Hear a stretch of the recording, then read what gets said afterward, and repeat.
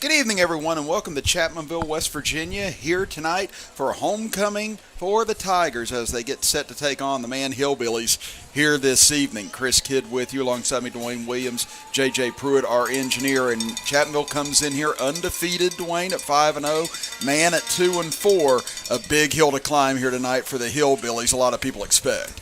Yes, on paper it doesn't seem like the biggest of matchups, but we all hear Coach Belcher talk about the first step to any season is winning that county championship, and this is another example of a rivalry game, so you know this is a game that the Hillbillies are going to get up for, and this is a game that the Tigers are not going to look past. You see Man now entering the field as Chapmanville inside the tunnel right now, getting ready to come out after they went on the road the last couple of weeks, again with a blowout win at Williamstown, which was very impressive. Another blowout win last week, and now the Tigers rolling here 5-0 and number 9 in Class AAA, trying to keep their playoff hopes right within their sights for the rest of this regular season. Yeah, we started talking early this season about Chapmanville wanted to have a reverse of fortune from last season, getting off to that quick start, and they've done that and so much more. They've taken care of business. A lot of people, you know how people will talk about schedule, strength of schedule, things like that, but they've taken care of business. All you can do is play the team in front of you, and they've taken care of it greatly. Again, they are ready to come out right now. Again, it's been a long day here at Chapmanville Regional High School. They got up early for WSAZ coming in and having the Friday night football team here to try and get everyone rallied up for this homecoming. Again, it's been a long week, with bats in the building and everything else, and these kids are just excited to come out here and compete here tonight, I'd imagine. I'm sure some people probably thought the bat stories and things like that was an elaborate scheme for some kind of homecoming prank. Evidently it was not, and I'm sure we probably see some Batman mask here in the pep section tonight, so it's good they're able to roll with that and make the best of homecoming week. And what better way to finish up, the week of school and the game with a rivalry? Well, right now, both teams meeting at midfield for the coin flip. Let's take a look here at our sponsors for tonight, helping us bring you all the action here on the D&D Sports Network. Rebound Physical Therapy, Thornhill Auto Outlet, Welcome Home Floral and Gifts, Mountaineer Gun and Tackle, Southern Gypsy, L&A Lawn Care, Giovanni's of Danville, Fire Pit Pizza in Man, Blessings and Blooms, Williamson Auto Sales, White Eye Care, Bronze Beauty, PT12, Trend Services, Stereo Video Unlimited, and Hill Chiropractic as the Tigers make their entrance here tonight to try and move to 6-0 on the season against their county rivals, the Man Hillbillies. Well, we're going to step aside for a quick break, and when we come back, it'll be time for kickoff here from Barker Stadium as you are watching Man and Chapmanville High School football here on the D&D Sports Network. Getting ready for sports means protecting those eyes. Up to 90% of sport-related eye injuries can be prevented with proper eye protection. White Eye Care knows this and is committed to providing the best protective sportswear for your child's eyes. As a proud sponsor of our community sports programs, we want to see our kids protected, from the little ones up to the big leagues. Our huge selection of eyewear makes finding that perfect pair easy. So win big this season. Call White Eye Care in Logan for an appointment today. Here at Logan Bank and Trust, we are committed to serving the needs of the Southern coalfields. For any of your financial needs, we encourage you to stop by one of our 5 convenient locations or apply online today at lbnt.com. Whether you choose to stop by or visit us online, our team is here to help you every step of the way. Buying a new home, expanding your business? Choose Logan Bank and Trust. Let's bank together. Member FDIC. Equal housing lender.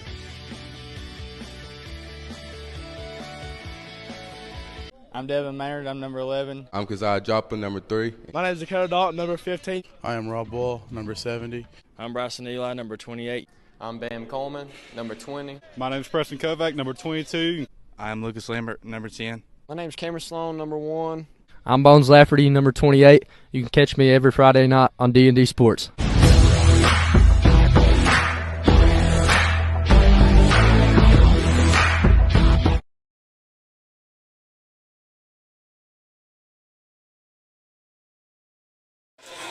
set for kickoff here from Barker Stadium.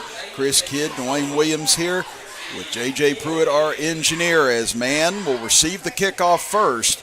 And they've really got to do something on the offensive side here tonight, Dwayne, to try and hang with Chapmanville early. Yeah, I don't think this is a case where maybe a inferior team can try to play keep away, because Chapmanville can score no matter how much time they have the ball. So they're going to have to come out offensively, try to get that first punch on a rival, try to get off to a good start. They can't give this ball back immediately or start off a minus yardage. All right, now you hear the crowd getting pumped up for kickoff as we are set to go here in home game number 3 of the season for the Tigers, as they'll send it into the air.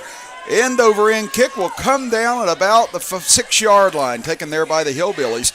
Out across the 15, trying to range out towards the 20, but Tigers all over it, and they swallow it up at about the 20-yard line. Looked like Sawyer Dalton in there initially, drove the player across the field and waited for some help to clean it up. Nice start by the Chapmanville special teams. And so now the Chapmanville defense comes onto the field that has been extremely potent in the first 5 weeks of this season. They've limited every team below 20 points thus far on the year, and the Hillbillies ranked right near the bottom of the single-A rankings, trying to pull off a huge upset here tonight and really establish themselves in the playoff race on their end of things. As they'll go under center on first down, handoff right up the gut, but met at the line of scrimmage, and not a whole lot there on the play.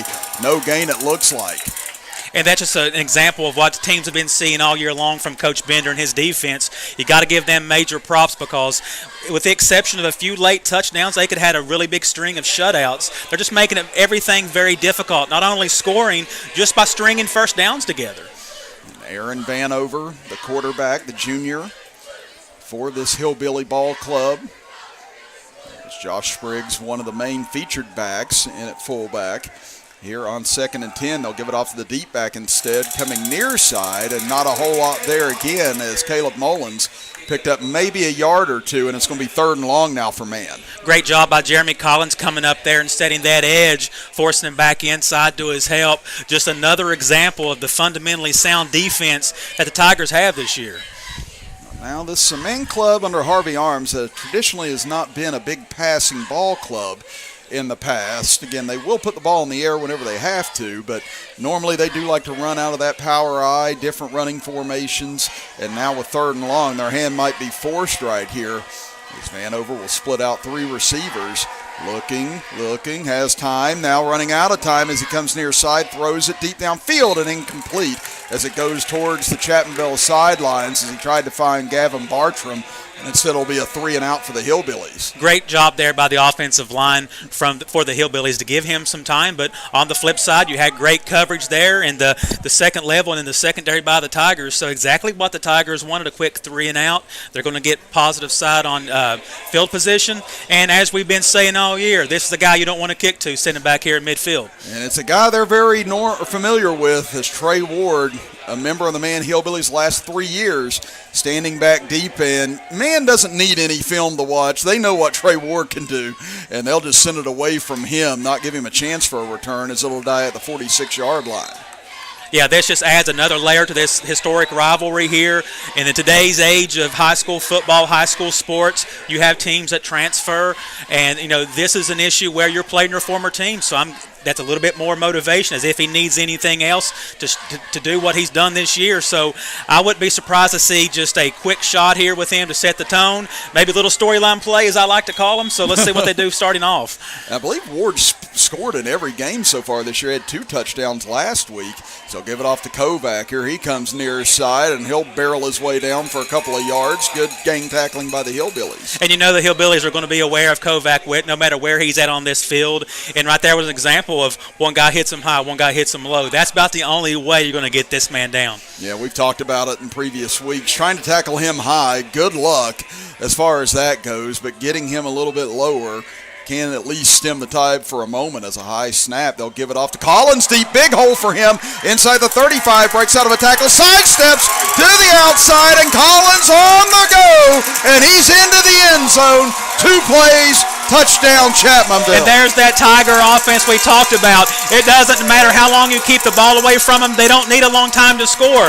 And just when you're worried so much about Preston Kovac, you got Jeremy Collins right there. Absolutely, the handoff, the speed, and also great job by Benji Aggins, 30 yards downfield blocking.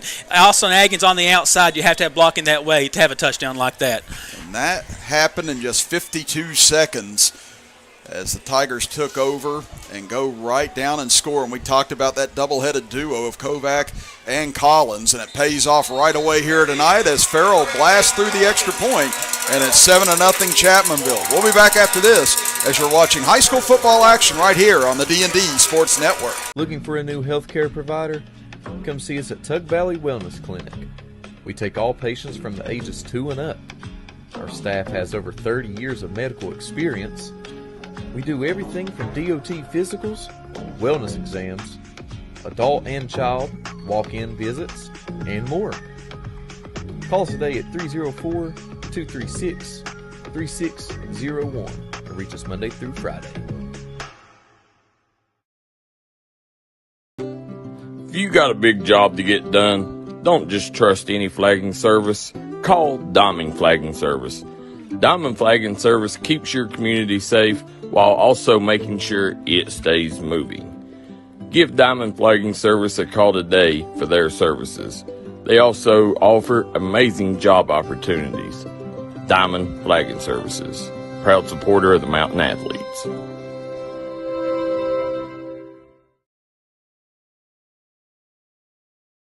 Welcome back, and an onside kick for the Chapmanville Tigers, and they appear to have recovered, Dwayne, and what a disastrous start for the Hillbillies now. Yeah, we talk about how important a start is a game when you're facing a top-tier opponent. This is exactly what you don't want to see as a Hillbilly fan. Chapmanville scores quick, comes out, onside kick, gets the ball back. Now, could this be a time to take a shot? I was going to say Chapmanville looking to maybe deliver a knockout punch early in this game if they can. Again, they come in prohibitive favorites and already up 7-0, and now an onside kick recovery as Dalton goes to the air for the first time. Wide open is Atkins. He's to the 10, he's to the 5, and he's into the end zone. No, they say out at the 1 as Spriggs just got enough of him and keeps him out at the 1. That was almost a big play we were talking about, so very close. We saw Collins go across the formation in a motion, and man was obviously in a zone, so Dalton got a good read at that. Nice second read there. That's not his first read on that shot, so nice second read. Nice job by the offensive line to give him the time. Huge play for the Tigers. And you kind of figure man's going to really zero in on Trey Ward tonight, so that's going to leave Austin Atkins and a lot of these other weapons all alone in some prime positions to try and make big plays. And right there, Austin Atkins couldn't have been more open on that play as the Tigers come to line of scrimmage with 2 on the play clock. They'll give it off to Kovac. The people's back is into the end zone, and Preston Kovac puts Chapmanville ahead 13-0 as he heads all the way towards the end to hand the football off to a few of the people down that way who are here to celebrate with them tonight. And the Tigers, a little less than 3 minutes gone in this first quarter to lead it by 2 touchdowns. You won't see many easier touchdowns for Kovac this year. What a start for the Tigers offense. Let's see if Hillbillies can get anything going. They're going to have to change their approach and make something dynamic happen very soon to keep this game in play. Yeah, because right now this couldn't have been a worse start for the Hillbillies as Farrell on with the extra point, nearly blocked as he gets it up and through, and it's a 14-0 lead for the Tigers. We'll be back after this as you're watching high school football action here on the D&D Sports Network.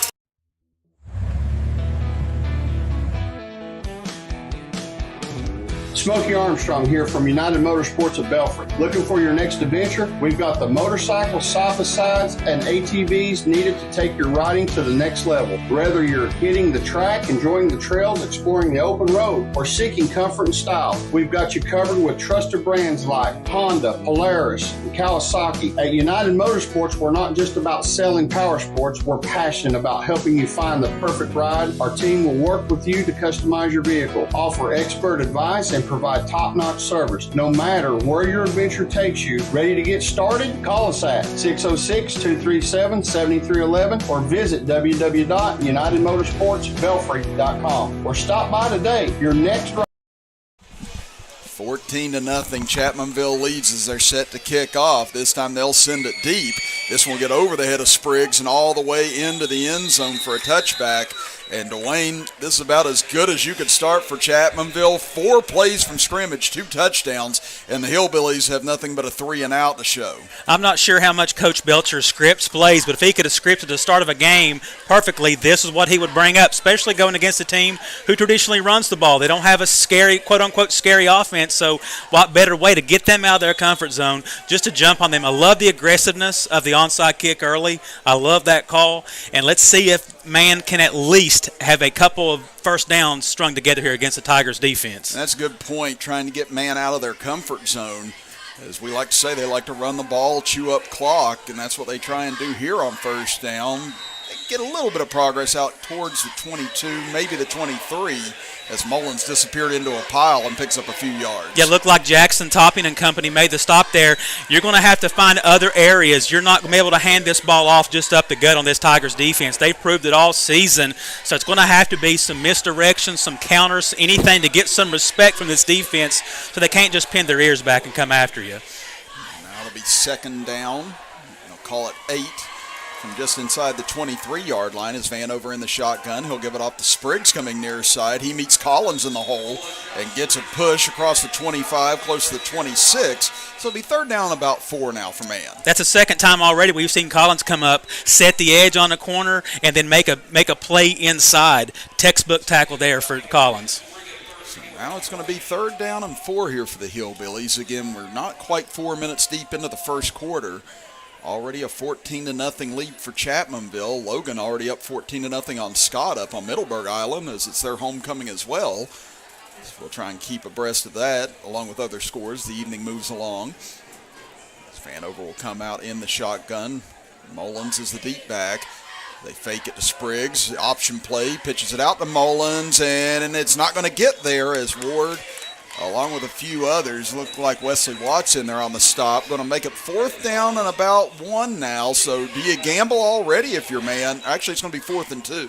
I think at this point you kind of have to, because it doesn't matter. I really don't think it matters how much field Chapmanville has in front of them on this game. Yeah. So you got to play the odds here. The odds at 4th and 2, then to gaining field position, I'd roll with the 4th and 2 here, because if you kick it and it gets into one of the hands of these Chapmanville defenders, it's going to flip the script on field position anyways. Might as well take a chance. I agree with you. I think in this game, Harvey Arms and his staff knew they were going to have to come out here and roll the dice a lot in order to try and stay in this game, and why not right here, as on 4th and 2, they go quick, give it off to Mullins. He's hit, and he's not going to get there. It's going to be a loss on the play, and Chapmanville's going to take over deep in Man territory, but I don't mind Man going for it right there, Dwayne. Like we said, they're going to have to hope that they pulled off a lot of gambles tonight. Just right there wasn't one of them.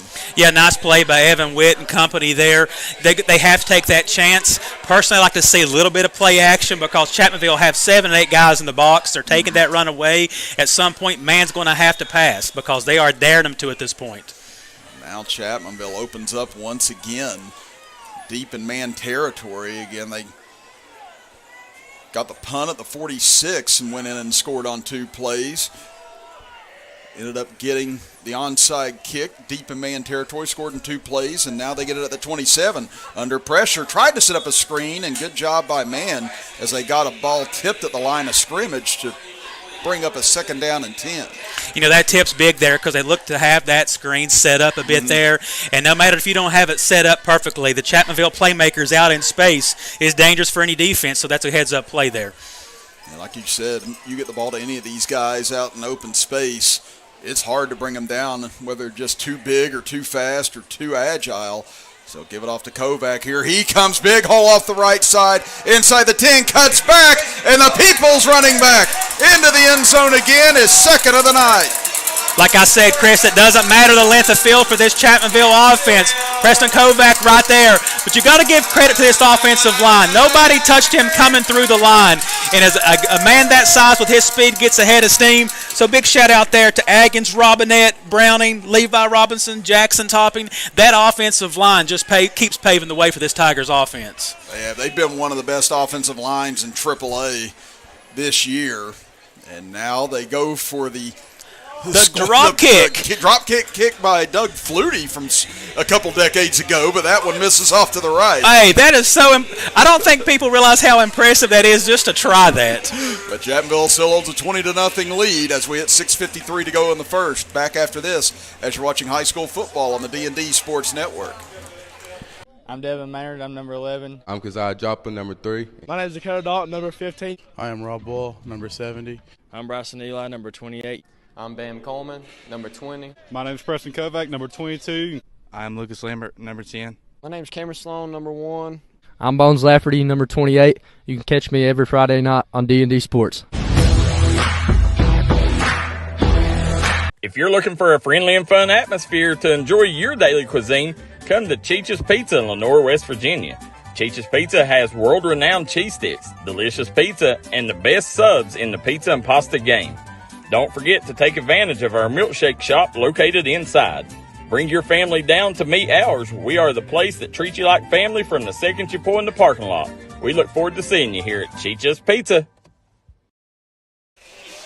20-0 Chapmanville as they're set to kick off again. McClanahan sends this one deep. Spriggs will back up, makes the grab this time inside the 5 as he comes back across the 10 to the 15, cuts back inside 25 and out across the 25 before he's brought down. It's a good return by Josh Spriggs.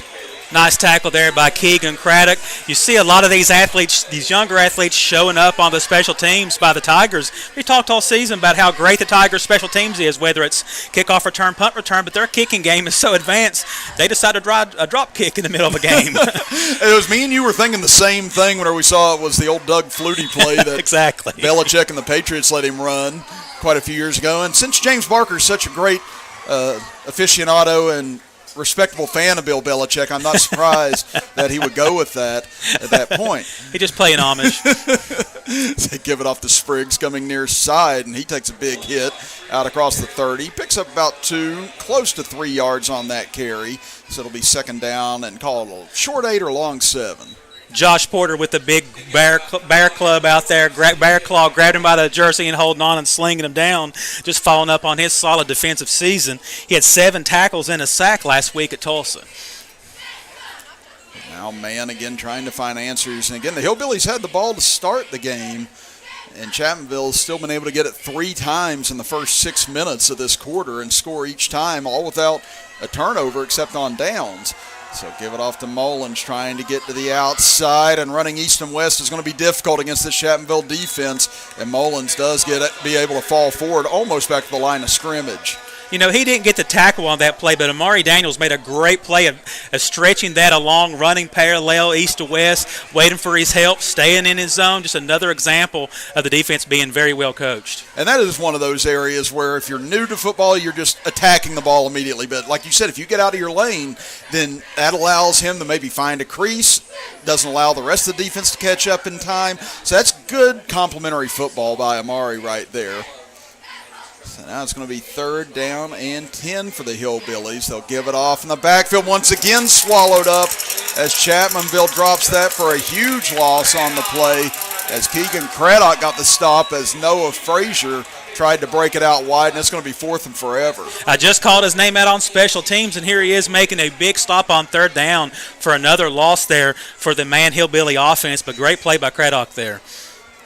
Now man will punt it away with it being 4th and about 19 here, as they have yet to pick up a first down in this first quarter. Chapmanville has 3 touchdowns on 5 offensive plays thus far. So now they crowd the line of scrimmage. They bring pressure and nearly get the block as they don't throw a flag, as it will get all the way down inside the 40-yard line. Good pump by Mullins that time. That's about the best you can ask for in that situation. He flipped the field position a little bit, a near block there by Chapmanville. But when you say you have more touchdowns than your opponent has first downs, you're off to a pretty good start, Chris. Yeah, that's a tough stat to have to swallow if you're on the opposite side of the field right now. But now Chapmanville will be on their side of the 50 for the first time here in this first quarter with 4:36 remaining. And like you said, Dwayne, they can strike from anywhere, and so far tonight they've been able to open up a lot of gaps, whether it be the passing game or running game. Yeah, it's pick your poison right now. This is the offensive play caller's dream. You literally can call anything you want right now, so I think it's going to come to a point. We might see some things they haven't tried yet. They want to get some game reps on, before this game is over with. Now, I should say it's 6 offensive plays for Chapmanville. I forgot about the tip pass, but they've scored all 3 times on 2 plays, and now Dalton's going to air it out wide open as Atkins, but couldn't come up with it. And that'll be 2nd and 10 as Dalton had to get rid of that under duress. They couldn't come up with a big play. Timing was definitely thrown off. It seemed like that pocket collapsed pretty quicker than Dalton expected there. But that was still going to be a tougher catch than expected, even if the ball didn't have to come out at that angle. But I saw Atkins' hand go off when he got the beat off the line. So that's something they probably want to take a look at there too, because they're not pressing these guys at the line. I'm not sure how you can do anything with these guys if you let them off. A free release every single time with that speed is scary. All right, now Chapmanville, they didn't come here tonight to play with their food. They definitely have come here tonight to try and go for the jugular right from the outset. So they'll go on the ground on 2nd and 10. They give it to Adkins, and Adkins runs into a wall of hillbillies as he'll pick up about 3 yards to make it 3rd and 7. Yeah, that's a different look than we've seen. They motioned Austin Adkins down to the running back position, and a simple off-tackle handoff there. And I like that little looks. We've seen a lot of pre-snap motion tonight from the offensive coordinator, Coach Barker, so we're going to see if that continues as well. But they're not giving anything away. They're staying in that zone. They're not following those motion guys. So it's given Dakota Dalton and the rest of the offense something to look at each and every time. Now on 3rd down, Dalton rolls under pressure, heaves it up for grabs as he's hit, and maybe intercepted, knocked away, and it was caught! Unbelievable! Somehow, some way, Easton Bender comes down with that off the deflection. In the great words of Al Michaels from a Monday Night Football spot, he did what? And, of course, it's a Green Bay Packers play, so I know that. A la Antonio Freeman in overtime catching it off the back of a Vikings player. What a play by Easton Bender. Great play by the DB, but what amazing concentration by the freshman there to pull in a crazy catch. I tell you what, we're on the same wavelength on references here tonight, Dwayne. That was the first thing I thought of, too, was that play. I don't have the iconic call, but he did what is one of the best. Oh, that is incredible concentration by Bender. And now 1st and 10 as Dalton under pressure again. He's hit. This time he may not escape, but he does get free. Dalton coming near side, breaks out of another tackle, and somehow turns that in to about a 7-yard gain. What a play by Dakota Dalton. We talked about it before. I talked to him about it earlier in the season, about how much time he spent in the offseason increasing his speed, his power. That right there was a guy that he looks up to in the NFL. He's mentioned Josh Allen in some of his interviews. That looked like a Josh Allen play. Just keep fighting, and making something out of nothing. I do. Those last 2 plays, I don't know how they ended up positive for the Tigers, but they somehow did. And again, it looked like Dalton was going to be dead to rights for about a 10-yard loss in the backfield, and instead it's going to be 2nd down and 4 as he tries to get his breath back after that long run. It's down to 3 on the play clock. They'll take it. Quick throw to the outside to Ward. Ward, nice shoestring tackle out there by the Hillbillies. It looked like Spriggs with a tackle. Was that number 1 or 3? Maybe number 3. Yes, I believe Gavin Bartram? Yeah.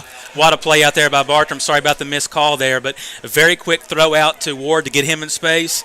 And great sure tackle there on a guy who's very, very hard to tackle. Yes, they got him with a little bit of room there, and Bartram just a great job able to bring him to the ground as it'll bring up 3rd down and about 5 now for Chapmanville as we had 2 minutes to go in the first. They send Bender in motion. They'll hand it off to Kovac. Kovac barrels forward. He's going to be right near the 1st down, and he'll have it as he hits the 20-yard line.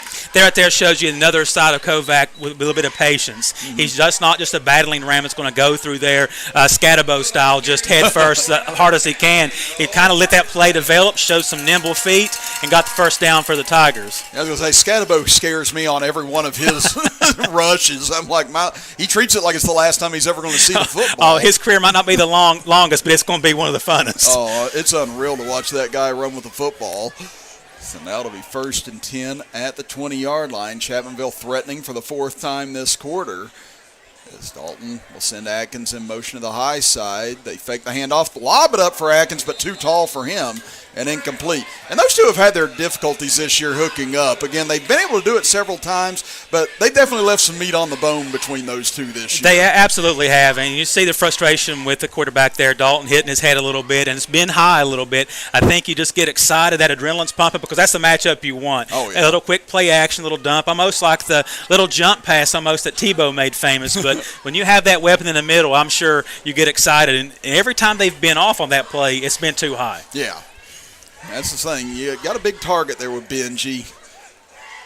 So give it off here to Kovac. Breaks out of a tackle, fights forward, still wrestling, still pushing, still fighting, and he's down to about the 2-yard line. That's an example of this offensive line. I saw David Browning out there fighting, the rest of that right side going as well. And when you get rolling, you give Kovac just a half a step, he's getting behind. It's a nightmare for these guys. And it's not very often do you say in the first quarter a team could get tired of seeing the other offense. Well, that's the case here. They're already weighing on them. They're leaning on them. So it's a scary thought to what it's going to look like later in this game.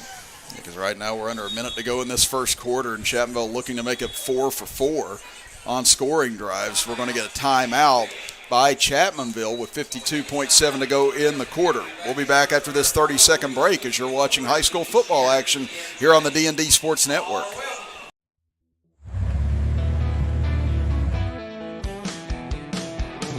Smokey Armstrong here from United Motorsports of Belfry. Looking for your next adventure? We've got the motorcycles, side-by-sides, and ATVs needed to take your riding to the next level. Whether you're hitting the track, enjoying the trails, exploring the open road, or seeking comfort and style, we've got you covered with trusted brands like Honda, Polaris, and Kawasaki. At United Motorsports, we're not just about selling power sports, we're passionate about helping you find the perfect ride. Our team will work with you to customize your vehicle, offer expert advice, and provide top-notch service. No matter where your adventure takes you, ready to get started? Call us at 606-237-7311 or visit www.unitedmotorsportsbelfry.com or stop by today. Your next ride is what. Chapmanville with the ball, first and goal at the 2-yard line. Chris Kidd and Dwayne Williams with you. J.J. Pruitt, our engineer. As Chapmanville has Kovac deep. And now Dalton pretending like he doesn't know the play call here. This is going to be a trick play. It looks like Topping takes the snap. He drops it, picks it up, ball still loose, and now Chapmanville gets it back. You knew that was going to be a trick play as soon as that happened, Dwayne. Oh, yeah. It did not go anywhere. No, I love that they're trying it. I like that. I'm sure the kids were fired up, but you can tell maybe not repped quite as many times as they need to. I do got to say Jackson Topping pulled off a pretty good acting job there. I will say the mayor, we can stick with blocking now, I think. The mayor just trying to add to that resume. But it'll be second and goal from the 6 now for Chapmanville. So we line up I formation off to Kovac. He starts inside. Now a flag will come in, as that may be against Chapmanville as we hit about 11 seconds to go in the quarter. So it may be the last play we see in the first quarter. But it could be a face mask as well, so let's wait and see. Yeah, and again, it just goes bad to worse for the Hillbillies here in this first quarter. Yeah, when you know it's not your night, you have the Antonio Freeman Jr. catch here that we saw bouncing off bodies. Now you have this happening, so everything's going right in the direction for the Tigers right now. Let's see if Chapmanville can get this play off. Down to 4, down to 3, down to 2. They will snap it. Give it off to Kovac, and he's in for the 3rd time tonight.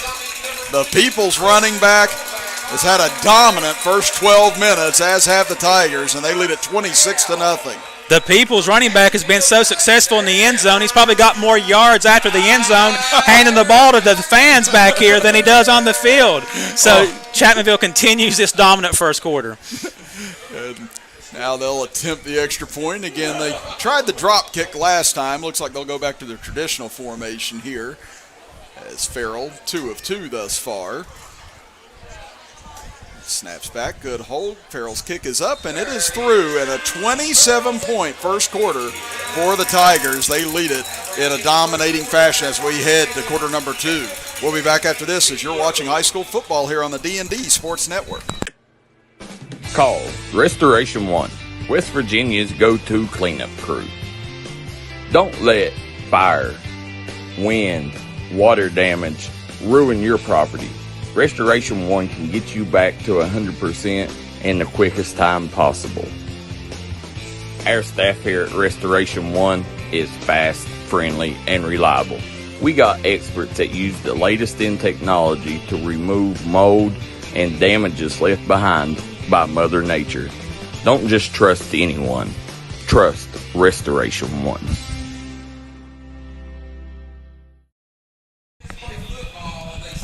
Welcome back, everybody. Chris Kidd and Dwayne Williams here. J.J. Pruitt, our engineer, as right now they are introducing the people that everybody has been going into the end zone to celebrate, the 1985-86 Chapmanville Tigers, who had a great run back in the mid-'80s, so they are here tonight to be honored on their 40th anniversary and that great playoff run they had that year.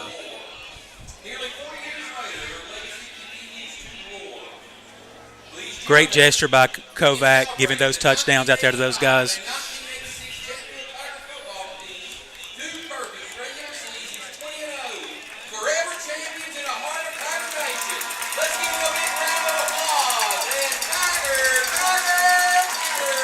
So we wanted to give an opportunity for everybody to hear the announcement up here as they come into the end zone to be celebrated right now. And again, this was back whenever Chapmanville played where the old gas station is now, Dwayne. I still remember going there a few times growing up for some games down this way. But, 2 undefeated seasons in a row is something to definitely be very prideful of in high school football, regardless of what level you do it at. Absolutely, and it shows you how much it means. You see a lot of extra people here tonight, even though it's homecoming. It's great to see even a larger crowd than probably expected, showing these guys, a tribute to them, showing them their respect, well deserved. Now Chapmanville putting on a show for the guys that went undefeated, and Chapmanville hoping to duplicate that this year. And right now, well on their way to their 6th win of the year as they lead man 27-0 and are set to kick off once again here as McClanahan will send it deep. It'll be fielded. Actually gets through there inside the 10 as they'll go back and pick it up at about the 5-yard line. Not a whole lot to do here, and it's going to be tough field position once again for the Hillbillies as Jacob Toller, the senior, was at least able to save that from being a fumble recovered by Chapmanville. Just excellent coverage by Chapmanville's kickoff team. They're coming down this field with their ears pinned back. They have so many athletes, no matter how young they are, they're out there contributing, and just really fortunate for Man to get that ball back because things just keep going worse and worse and worse for these Hillbillies. Yeah, again, it's something a lot of people talked about. I was even talking to a few Man fans coming in here tonight as well, and they even said this could be a really tough night on us. And so far here tonight, and I don't think it's necessarily due to the lack of talent Man has. I think it's just the embarrassment of riches Chapmanville has on their side that just make them so tough to match up with. As Spriggs now will go halfback pass, they go into their bag of tricks deep downfield and intercepted by Trey Ward. Well, you got to give them credit for trying something there. They tossed it out for a halfback pass. It was double covered. It looked like Trey Ward was running the route for him. So Trey Ward makes an impact play against his former team. But, hey, I have no problem there. Man has to try something. They're not going to be able to run on this team. And like you said, it's not like it's embarrassment riches for Chapmanville. And when you have a team that's this talented, they're having one of the better seasons they've had in many, many years. They're rolling with maximum confidence. Yeah. When that machine starts rolling, you're in a bad spot no matter who you are. And again, it's almost like Ward maybe has seen that play in practice a few times before. Yeah, he was there. He was running the route. He got his head around, and this almost looked like an offensive play for him. Yeah, and those are the things he did for Man for the last 3 years. Great corner, great returner, good receiver. And, now he's come here this year, and it's just been on full display as Atkins makes the catch on the screen inside the 30, down to the 25 as the flag comes back down at about the 41-yard line. And this will go against Chapmanville. I believe it's the first penalty against Chapmanville tonight. Yeah, we criticized the Tigers a bit early on this season about if we had to choose something to take care of. It's the amount of penalties. And, it's for as great as their offenses have been and their offensive line in particular, giving up no sacks. Mm-hmm. So a lot of times teams are going to get flagged for holding. They've been fairly clean as an offensive line unit. Not sure that holding might have been outside here because that was set up pretty good. But, yeah, like you said, the first little bit of negativity for the Tigers. So it'll be brought back to the 49-yard line. It'll be a 5-yard penalty in all as it happened 5 yards upfield. So it'll be 1st and 15 for Chapmanville. Dalton will go empty here with 4 receivers. He'll go quick screen to Ward on the far side. Ward trying to turn upfield, but nice job chasing him down and making the tackle look to be Connor White.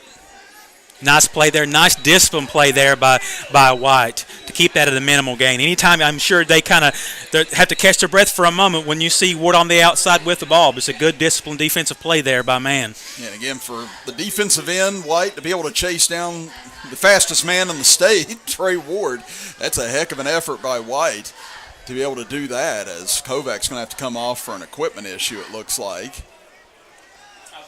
As they're going to send in new receiver now, Jackson Ellison. As it'll be 2nd down and 13 for Chapmanville on the Man 49-yard line. Chapmanville's had it 4 times. They scored 4 touchdowns. Man still looking for their first stop of the evening. It's James Barker trying to get the band and the crowd to settle down on the near side so they can get this play called. So give it off, coming near side. Here comes Ellison. Breaks out of a few tackles to the 30, down to the 25 as he takes a man on and gets out of bounds at about the 23. So now it's okay for the band to play loud. They got that play off. They obviously heard it okay. What a play there by Ellison. Great 2nd and 3rd effort to finish that strong.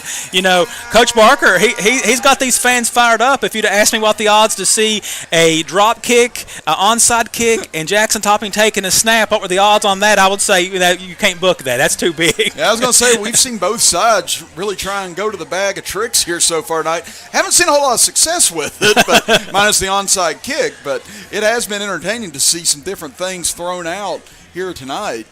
So on 1st and 10, Dalton drops, goes deep down the left side, wide open is Bender, and he'll walk into the end zone. Touchdown, Chapmanville. Great throw there by Dakota Dalton. Easton Bender wide open, and I have to say that's the Trey Ward effect. Trey Ward runs up the slot, runs kind of a skinny post that seemed to be in the middle. That safety jumps it. Miscommunication by the corner. Easton Bender wide open, and we've already seen how sure-handed he can be in traffic, and that's one of those where sometimes it's too easy, but he was able to bring it home. And that's the thing, we talk about Kovac, we talk about Collins, we talk about Ward, we talk about Benji Atkins, Dakota Dalton, and now you get Jackson Ellison off the bench coming in with a big run. You get Easton Bender with 2 huge catches here tonight. I mean, Austin Atkins as well. I mean, it's never-ending. It's truly an embarrassment of riches for the Tigers. As extra point up and through for Farrell, and it's now a 34-0 lead here early in the 2nd quarter. We'll be back after this as you're watching high school football action on the D&D Sports Network. Getting ready for sports means protecting those eyes. Up to 90% of sport-related eye injuries can be prevented with proper eye protection. White Eye Care knows this and is committed to providing the best protective sportswear for your child's eyes. As a proud sponsor of our community sports programs, we want to see our kids protected, from the little ones up to the big leagues. Our huge selection of eyewear makes finding that perfect pair easy. So win big this season. Call White Eye Care in Logan for an appointment today.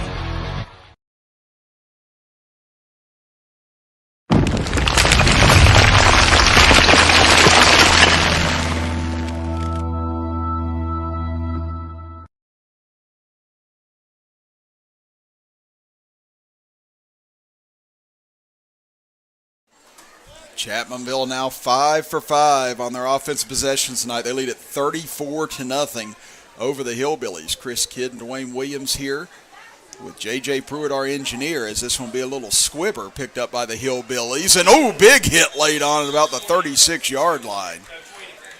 Number 20, Keegan Craddock with another big hit there on special teams. And Sanson, he took a lot of punishment on that one from Craddock, and now the Hillbillies still trying to find their first down of the evening. At this point, I'm sorry, Chris. Oh, you go ahead. At this point, I don't think any type of trick plays or anything like that's going to get you back in a 5-score game. Right now, it's just getting the first down. You got to take baby steps at this point. I agree. I mean, getting close almost now to where you're like, let's just try and make sure nobody gets hurt this evening and we get out of here healthy. And they're going to call a timeout with the Hillbillies now to try and catch their breath before they start this drive, as we'll be back after this here on the D&D Sports Network.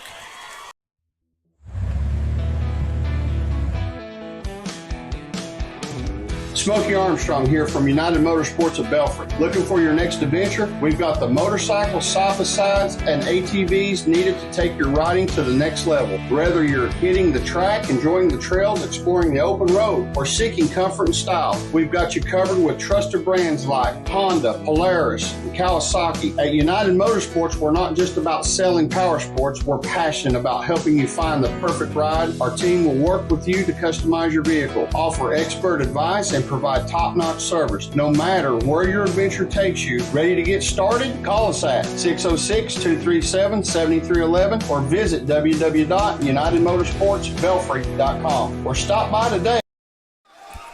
Man now will run it here on first down. Another big hit laid on, staying on his feet, and now coming near side. And a good little run for the Hillbillies, as breaking out of that initially was Toller, and he'll pick up about 5 yards. What a great run there. Took a massive hit, kept churning those legs downfield to get it, 3 to 4 yards there. Kovac cleaned it up at the end, but a great run there.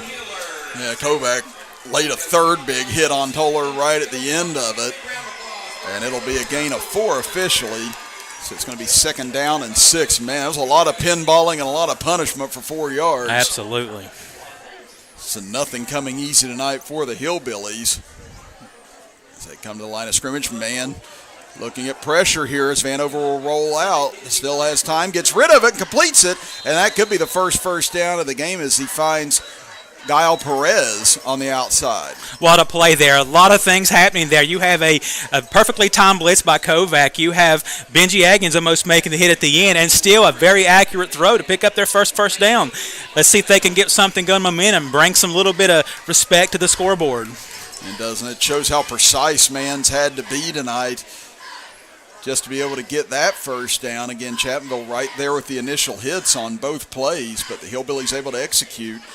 And now it'll be 1st and 10 at the 47-yard line as Vanover will hand it off to Mullins. Mullins met at the line of scrimmage, still pushing forward, and he'll get about a yard out of it.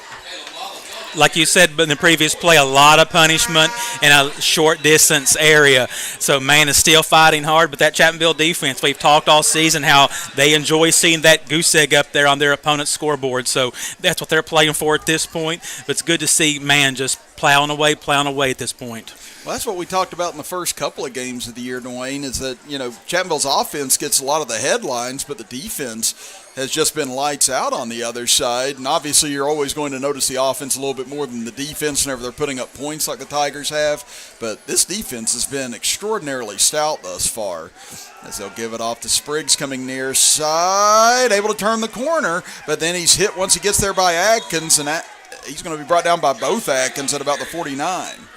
Great hustle there by Austin Aggins after there's some broken tackles up here or some missed tackles up here at the line of scrimmage. He comes up from his secondary position to clean that up. And just an example of one of these players that's everywhere, David Browning, who's a big part of the offensive line. He was all the way down here to the sideline making a play. When you see your big offensive defensive line swarming, you know that the culture is here for the defense. Absolutely. And like you said, they need just as much as the credit as this daunting offensive force that Chapmanville has. The defense just as strong. Now 3rd and 8 as Vanover will roll out, fires, and it is, did he hang on? Yes, he did. Somehow able to hang on to that with Spriggs, but it's going to be short by about 2.5 yards, maybe 3. And it'll be 4th and 3, and you'd imagine Man's going to go for it. Nice completion there. Josh Porter splits a double team right in the quarterback's face, and he backpedals just enough to complete it to make this a very manageable 4th down. Again, Vanover's been calm in the pocket tonight whenever he's dropped back to throw. And, well, the Hillbillies showing punt formation here. I'd be a little surprised if they kick this away, Dwayne, from this part of the field. Yeah, 4th and short at midfield with this score. Very surprised there. Yeah, I'm surprised they did elect to kick it as it lands about the 24. Because Let's take a hop. Just rode the sideline down to about the 15. They got a lucky roll because before that they're only gaining about 15, 20 yards, so that you got to weigh that risk compared to going for it. Yeah, because it felt like they had a little bit of momentum on that drive. They got their first down. They gotten several completions, but again, Coach Arms wanting to push Chapmanville back here because man defense did show some resistance on the last Chapmanville drive before they punched it in. Now they're going to make Chapmanville have to drive the longest they have all evening long as they'll start at their own 14-yard line with just under 7 minutes to go in the first half. So Dalton will go into the shotgun. He'll send Ward in motion as they'll give it off to him. Tries to cut up inside. He takes a big hit, and Ward takes another wallop as he's pushed back. And the man defense has definitely done a good job on Ward thus far here tonight. That seems to be their number one goal on the whiteboard. Don't make somebody else besides Trey Ward beat us. And, unfortunately for them, Chapmanville has a treasure trove of athletes and weapons. But a great job by the entire defensive unit, staying in their lane, staying patient, cleaning up, because that's a very hard play to defend. Because they've not given Ward a whole lot of one-on-one looks here tonight, as no defense really should. But like we said, it's left Bender and Adkins wide open on several occasions thus far, and now we're going to get a false start, it looks like, against Chapmanville. Now, this is what you don't want if you're a Chapmanville Tiger fan, and especially the coaches on the sidelines. Is just because you have a lead, you got to be able to play with it, keep in front of the sticks, do clean football, cut down on these penalties that's plagued them throughout the season. That'll push Chapmanville back inside the 10-yard line, and a 2nd and 15 now for the Tigers. So they'll wind the clock as we approach the midway point. And it does look like I'm sorry, Chris. It does look like the safety is shading over here to help out on Trey Ward, so let's see if somebody else steps up. Going to go on the ground to Kovac as he tries to get outside. He's wrapped up initially, but still spins forward out across the 15, close to the 16, so they'll get the penalty yardage back. And it'll be a 3rd and about 9 or 8 here for the Tigers. Always tough running from big number 22. Every single time you watch a Chapmanville run, I love to see these linemen downfield. That time right there, Levi Robinson was downfield blocking. You'll see at least one, but most of the time more than one, 2 and 3 linemen downfield and just punishing people throughout the play. Again, what a luxury. You got 2nd and 15. You're able to pick up 7 yards right there. Make it 3rd down and 8 as Dalton will drop the throw, steps up in the pocket, now delivers, finds Benji Atkins for the first down as he's across the 35 and spins forward. And this time those two do hook up.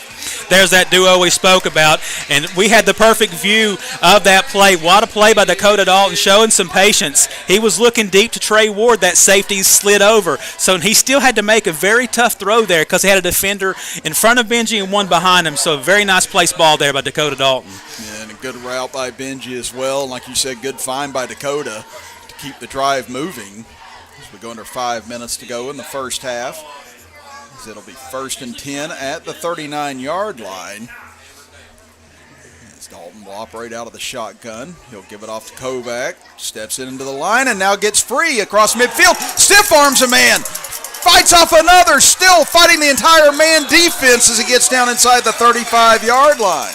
We might have to start calling him Scatabo because that dude takes on everybody. I think everybody must have watched Thursday night game last night because what a way to finish that run by the big man, the people's running back. But I tell you, when that play started, when you see Jackson Toppings and Dawson Atkins both pulling around with Kovac behind them, that is a scary sight for defenses. Yeah, I just watched it again on your phone where you've got the feed up, and it was almost like Kovac said, "You want a piece? You want a piece? Come here, you can take a piece." He just took on everyone. It was equal opportunity for stiff arms there to finish up that play. So now it'll be 1st and 10 at the Hillbilly 34. They fake it, and Dalton keeps it off the outside, plows into a couple defenders, and gets up for about 6 yards. Nice play call, little read option there by the quarterback. The defense is keying on Kovac as well they should. Dakota pulled that in, make a nice gain around. We're seeing more and more called plays for his legs or the opportunity to run, and I think as this season goes along, as teams try to defend our outside guys, we're going to see more wrinkles as we get further and further along this season. And it's such a good play call, too, just because everyone's going to crash in on Preston whenever he gets that ball so many times. It's going to open that up for quite a bit, and then it starts to freeze that defensive end a little bit more as the game goes along. So on 2nd and 4, they'll give it off. Kovac again, big hole inside the 15, the 10. A man able to bring him down just inside the 5 as Kovac once again sets Chapmanville up on the doorstep.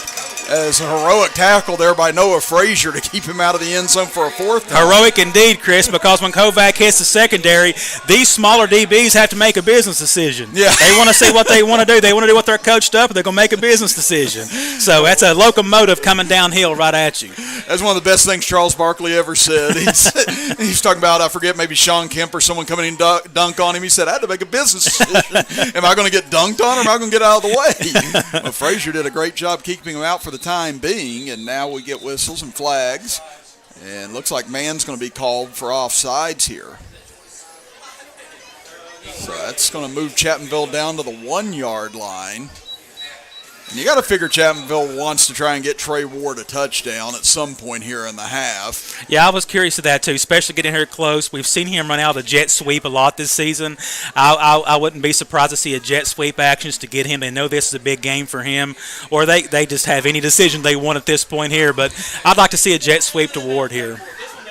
Now they'll give it. Little shovel pass into the middle, breaking out and into the end zone. For a touchdown goes Jackson Lusk. I love the design there. We are seeing a little bit more wrinkles from the offensive coordinator, Coach Barker there. Nice little shovel pass off the play action. Love the look of that. Boy, Coach Zach Belcher down on the sideline. Very happy man right now for the Tigers as he sees his team put up a 40-burger here in the first half. And now they will go for the extra point as Farrell has been perfect thus far here tonight. As it is up and it is through. So a 41-0 lead for Chapmanville. Just under 3 minutes to go in the first half. We'll be back after this as you're watching high school football action on the D&D Sports Network. Looking for a new healthcare provider? Come see us at Tug Valley Wellness Clinic. We take all patients from the ages 2 and up. Our staff has over 30 years of medical experience. We do everything from DOT physicals, wellness exams, adult and child, walk-in visits, and more. Call us today at 304-236-3601 and reach us Monday through Friday. Getting ready for sports means protecting those eyes. Up to 90% of sport-related eye injuries can be prevented with proper eye protection. White Eye Care knows this and is committed to providing the best protective sportswear for your child's eyes. As a proud sponsor of our community sports programs, we want to see our kids protected, from the little ones up to the big leagues. Our huge selection of eyewear makes finding that perfect pair easy. So win big this season. Call White Eye Care in Logan for an appointment today.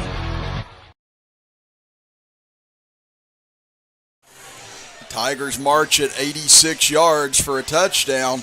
Capped off on the shovel pass to Jackson Lusk. Chris Kidd here with you. Dwayne Williams alongside me. J.J. Pruitt, our engineer, as this kick will get sent deep. Fielded at about the 12-yard line. Taken out by Toller, and he's swallowed up once he gets to about the 21. And man will take over there with 2:51 left in the half.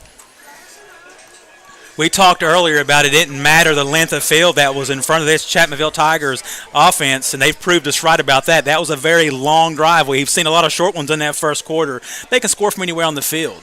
And as we see another example here, great coverage on their kickoff team, but a lot of these sophomores you're seeing in here, you know, it's been Keegan Craddock, it's been Sawyer Dalton. That's some of the younger players stepping up in all three phases of the game. That's what I said. You've just called so many different names here tonight on the offensive side that have produced so well for Chapmanville. And again, man has thrown one interception on a halfback pass and turned it over on downs on another occasion. But it's not as if man's just been out here just throwing the ball all over the yard and turning the ball over. Chapmanville's just had to play strong defense, and there's a good case of it as Spriggs picks up maybe a yard or two. Looked like Porter in there on a big tackle as well. Just it doesn't have to be out in space to be a punishing tackle. Sometimes these guys hit so hard in a phone booth type scenario, and that was a grab and a slam pretty quick there by Porter. Both teams with 2 timeouts as well at their disposal, as it'll be 2nd down and 9 from about the 24-yard line. So it'll be interesting to see if Chapmanville elects to use any of their timeouts here with a 41-point lead. As they get the ball as well to start the third quarter. As Vanover looked for a quick pass to the outside, does get rid of it finally, completes it, and almost able to spin free, but brought down at about the 27-yard line. Appeared to be John Osborne. Looked like number 7, Austin Killen there with the tackle to finish that up. Trey Ward made a beeline there to make that initial tackle. Nice move by the Hillbilly, but Killen was there to wrap up things. It'll be 3rd down and 5 now for the Hillbillies, and Vanover's thrown the ball pretty effectively thus far here tonight whenever he's had his opportunities to. Again, they've not been able to attack deep downfield, but he's been able to find men open and be able to create some positive yardage for the Hillbillies. So go out of the shotgun, and we're going to get movement here. In these passing situations, when these teams can pin their ears back, not sure who jumped first there, but just the threat of that pass rush. And they're going to call it on Chapmanville. A little bit too anxious there in those passing situations. And like you said, they can't get down the field because they can't get that much time for the routes to develop. And that's just another kudos to the Chapmanville front. So that will give Man a first down. Now we'll see if Man goes with a little bit of urgency here in the last minute and 25 of the first half. So they'll have it at the 32. They'll give it off to Spriggs on the far side. He tries to cut up field. Not a lot there for him as he'll get about 2 yards out to the 34. Trying to see the number there who made the tackle on the edge. Maybe from my distance, it looked like number 4. Is that 14 Lusk that made that tackle on the outside? If so, he picks up right where he left off with a touchdown a moment ago. The Chapmanville defense has just been swarming, and Man doesn't appear too eager to try and push the ball downfield right now after what's been a rough first half for them. So we're down to 44 seconds and counting here in the second quarter as Vanover will go under center. This time they'll pitch it back. Mullins cuts up field, runs right into Lusk again as he'll get it out to about the 37-yard line. And let's see if either side elects to call a timeout here or not. That's what you want to see there, Chris, from somebody coming up in a tackling situation as a linebacker there. Breaks down weights, shoots, makes a perfect textbook tackle there for the Tigers. It looks like both sides going to be content to take this into halftime right now as both sides had 2 timeouts remaining.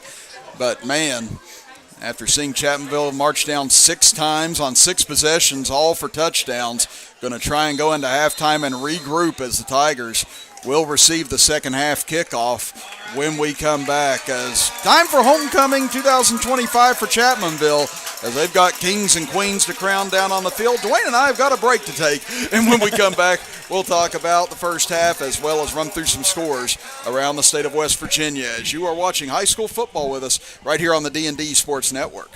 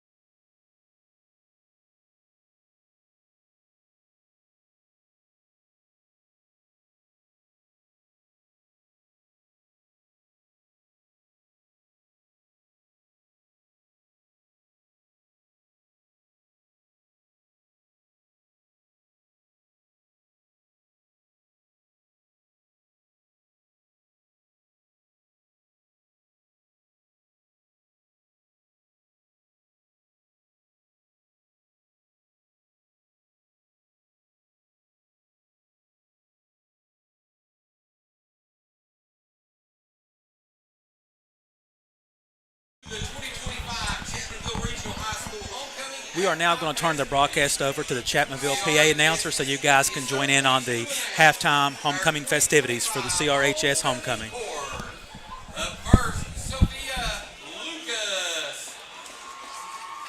She represents the freshman class as attendant. Sophia is escorted tonight by Kate Fry. She is the daughter of Steph and Josh Lucas. Sophia is a CRHS cheerleader and honor student. Sophia loves to spend her time cheering on the Tigers and wants to thank her classmates for voting for her. Sophia Lucas, freshman attendant. Up next we have Hannah Markham. She represents the freshman class as attendant. Hannah is escorted tonight by Kane Rice. She is the daughter of Michael and Britta Markham. She has one sister, Holly Markham. She is a member of Cross Country Pep Club and Beta Club. Hannah plans to become a veterinarian. Hannah Markham, freshman attendant. Next up we have Morgan Bryant. She represents the sophomore class as attendant. Morgan is escorted tonight by her friend Ryland Dingus. She is a daughter of Brandy Johnson and Kevin Bryant. She has three siblings, Hunter, Rinley, and Jaden. Morgan plays on the CRHS Lady Tigers basketball team. She plans to attend college to become a veterinarian. Ladies and gentlemen, Miss Morgan Bryant, sophomore attendant. Next up, we have Chloe Robinson. She represents the sophomore class as attendant. Chloe is escorted tonight by Ryder Adams. She is the daughter of Arlie and Tiffany Bush and Joey and Tracy Robinson. She has one brother, Caden Robinson. She is a cheerleader and honor student. She plans to become a travel nurse. Ladies and gentlemen, Miss Chloe Robinson, sophomore attendant. Next up, we have Layla Baisden. She represents the junior class as attendant. Layla is escorted by Preston Kovac, number 22. She is the daughter of Chad and Nikki Baisden and has two brothers, Jet and Bodie. Layla is an honor student and a member of the Pep Club. She plans to attend WVU and study criminal defense law. Ladies and gentlemen, Miss Layla Baisden, sophomore attendant. Next up, we have Isabella Lucas.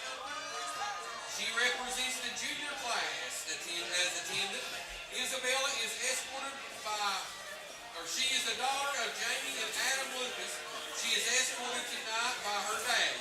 She wants to go into the medical field in her future.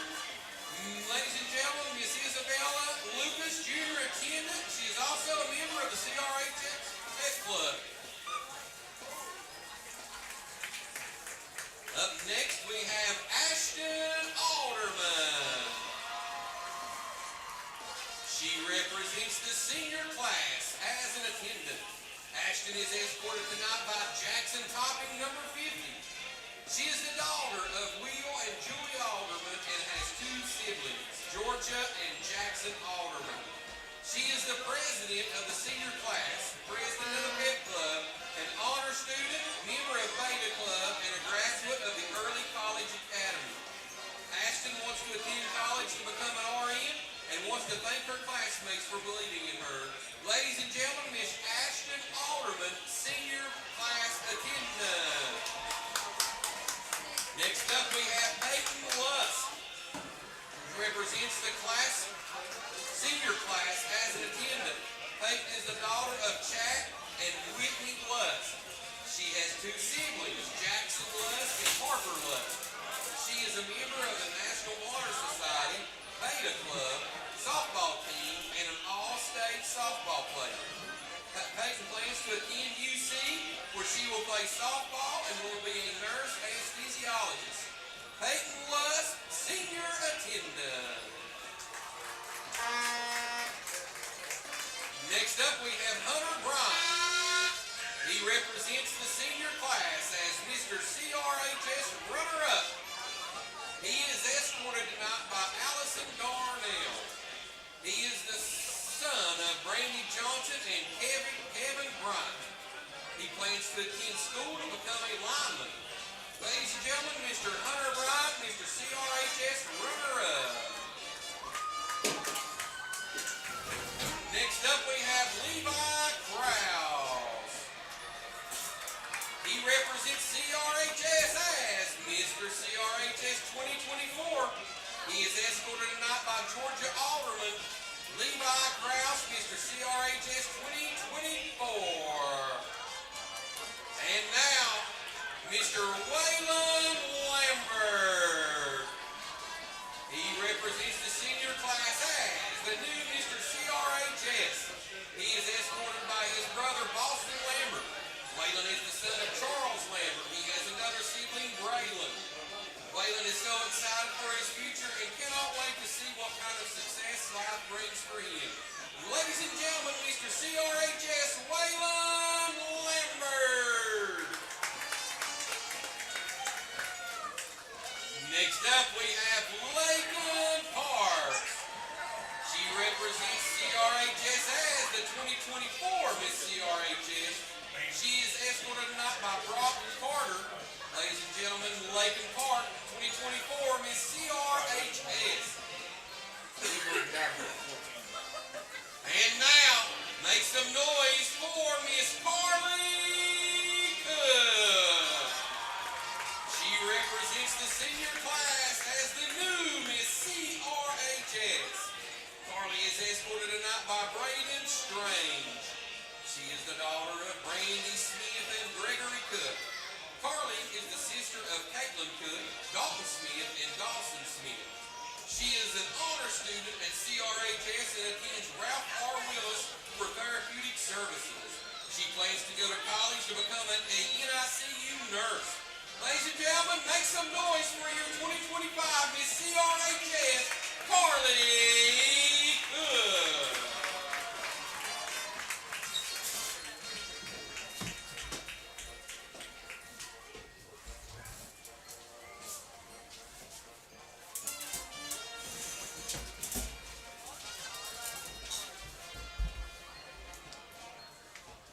Alrighty. Now it's time to find out about the homecoming float results. Are you students ready? I can't hear you students. Are you ready to find out who won homecoming 2025 homecoming floats? In fourth place, junior class with Kiss the Billies Goodbye. In third place, freshman class with Welcome to Chapmanville. In second place, who you going to call Goat Buster sophomore class, which means first class goes to the senior class with Senior Story to Infinity and Beyond. Congratulations to the senior class on winning the homecoming float contest.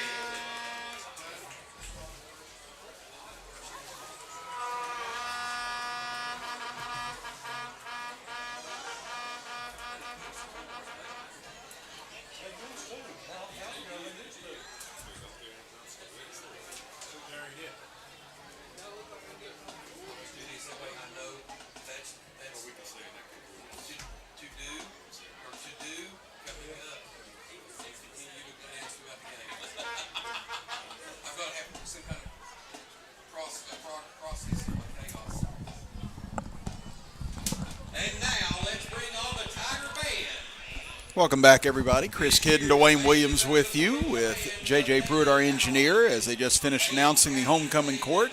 Again, Carly Cook, the new CRHS homecoming queen, Waylon Lambert, our Mr. CRHS here tonight. And here in the first half, Dwayne, it's been nothing but Chapmanville thus far. Again, I believe one first down for the Hillbillies overall. The Chapmanville defense has been dominant.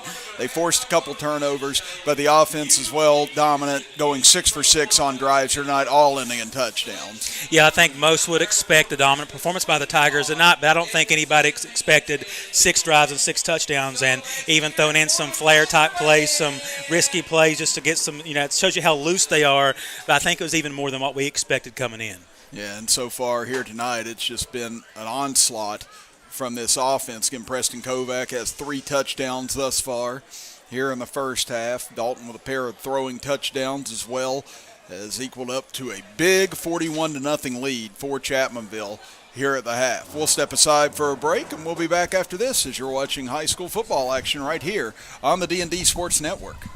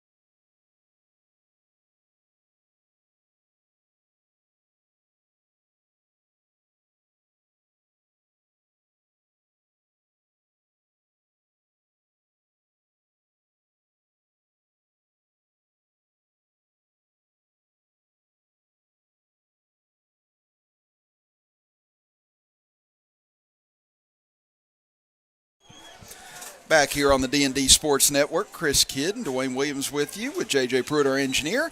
Wanted to send a shout-out again to our sponsors here tonight. Again, Rebound Physical Therapy, Thornhill Auto Outlet, Welcome Home Floral and Gifts, Mountaineer Gun and Tackle, Southern Gypsy, L&A Lawn Care, Giovanni's of Danville, Fire Pit Pizza in Man, Blessings and Blooms, Williamson Auto Sales, Bronze Beauty, PT12, Trend Services, Stereo Video Unlimited, Hill Chiropractic, and of course our White Eye Care scoreboard update. Looking at it here at the half, 41-0 in favor of Chapmanville as we get close to starting quarter number 3. And again, we're not too far off from running clock as well either here in the second half, Dwayne. So here in the second half, you're the Hillbillies. You're just trying to find some positives. If you're Chapmanville, you're just trying to keep everybody healthy, maybe get your second and third strings out there some.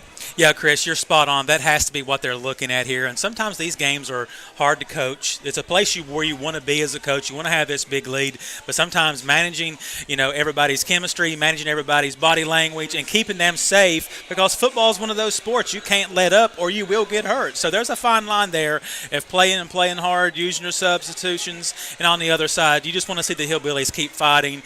Get it. They need to escape here without any injuries as well at this game, and maybe just work on something down the line for their next opponent. Well, we look at a few scores from around the state. Again, right now at the third quarter, Martinsburg, number 8, leading number 1 Morgantown 14-6. GW and Jefferson will play tomorrow. Huntington and Parkersburg 7-0 Huntington in the second quarter of that game. Fairmont Senior leading Wheeling Park 35-21. University up 31-0 on Connellsville, Pennsylvania. Woodrow Wilson leading 8-6 over Riverside. Washington up on Southern Harwood, Maryland, 14-6. Musselman leading 30-0 in the second quarter. Parkersburg South up 21-0 on Hurricane, as well as we look at some of the AAA scores. If we get a chance, Bridgeport leading Spring Valley 41-7 at the half. As try and find a couple of our more notable scores as well as we get ready. Winfield leading Ripley 29-7 at the half as well. And then over in AA, Independence leading Westside 35-0 at halftime. Logan leading Scott 14-0 at halftime. Tug Valley leading Wayne 13-6. First time those two teams have met since 1998. So interesting score there as well.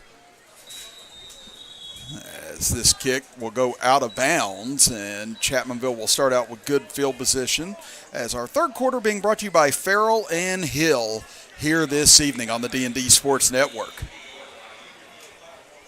Chapmanville, I'm anxious to see what their play calling is. Like I said, it's an all different set of challenges.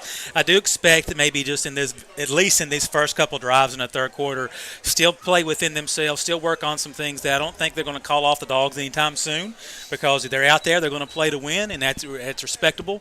And to see how the Hillbillies defense approach this for the second half. Yeah, I wouldn't be surprised to see the starters for Chapmanville stay out there through this third quarter. Or if they happen to score again, maybe late into the third quarter. But we'll just see how things transpire as Dalton under pressure immediately throws it up and incomplete. Good pressure in the backfield that time by the Hillbillies. That may have been Mullins that broke through that made the hit. A fantastic time blitz that Dalton does everything he can to backpedal just to get it away. Luckily, it wasn't picked there, but way to fight through it at the end there by Easton Bender. But a nice time defensive blitz there by the Hillbillies. Again, almost came up with by Bender. Good job on the outside there, breaking that up by Gavin Bartram. So it'll bring up 2nd and 10 for the Tigers. Dalton will operate out of the shotgun here as they're under 10 on the play clock. Dalton's going to send out 4 receivers. Kovac the deep back. Here comes Mullins again. This time Chapmanville picks it up. He'll heave it down the near side for Ward. And Ward comes up with it. What a grab by Trey Ward. Bartram was all over him like Chief cheap clothing that time, and still Ward came up with it. And Trey Ward continues to make plays. What an adjustment on that ball. They had safety help over the top. Dalton floats that in there. He puts it kind of in the only spot he could to lessen the danger there, and just a wonderful adjustment on the ball by Trey Ward. Yeah, that was a heck of a throw by Dalton, too. Again, like you said, put it to the outside shoulder, only place where his guy was going to get it, kept it away from both defenders, and it turns into another big game for Chapmanville. Those are the little things you love to see by a second-year starter in Dakota Dalton. Now on first down, they'll throw to the outside. A little miscommunication between he and Collins, but Collins with a great dive to go back across his body and come up with that for about 5. Yeah, good catch there by Collins. I think Dalton put it on the opposite shoulder there because he saw the linebacker maybe in front of that route a little bit. So a great athletic play there by Collins to complete that. So it will be 2nd and 5. And those are little things that, you don't really notice unless you've watched the game enough or played enough Madden. If you happen to see the linebacker there, just throw it to the opposite side to give your receiver a chance, and that way you're not giving him a hospital ball to try and go and catch. Exactly, and that's just another point of reference for Dakota Dalton's maturity as a quarterback. He hasn't played quarterback that long at all. Mm-hmm. Last year he started as a freshman, but he's not one of these kids that played quarterback all coming up through, midget league and middle school and things like that. We all know how well he is on the basketball court, so you've already seen the leaps and bounds of growing and those little issues like that. It's great to see. So after a couple of yards by Kovac, it's going to be 3rd and 3, but now did the Hillbillies just gift a first down to the Tigers? Let's see if they call this a neutral zone infraction or a false start. It looks like Mann's backing up, so this is going to be offsides against the Hillbillies.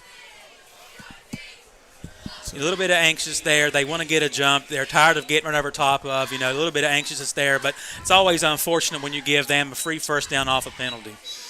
So Chapmanville will get the benefit of that for a first down. They'll have it right at the 20-yard line now.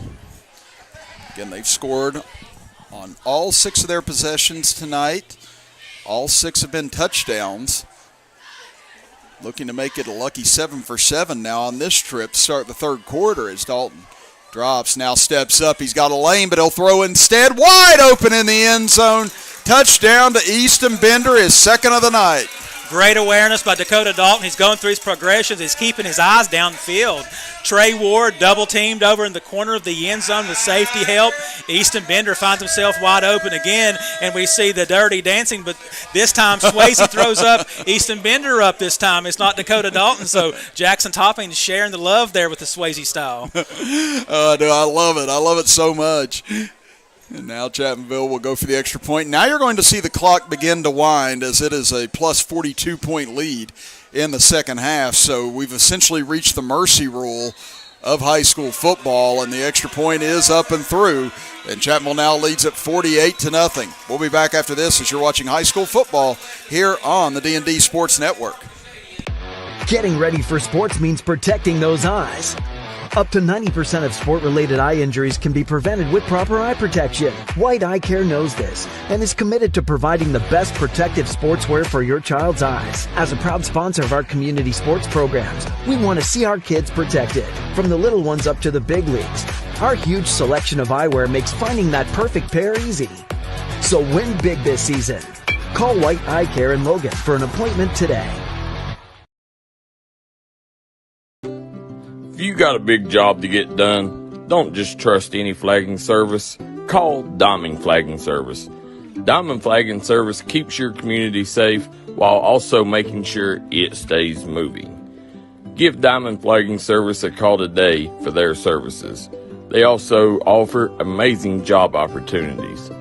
Diamond Flagging Services, proud supporter of the Mountain Athletes.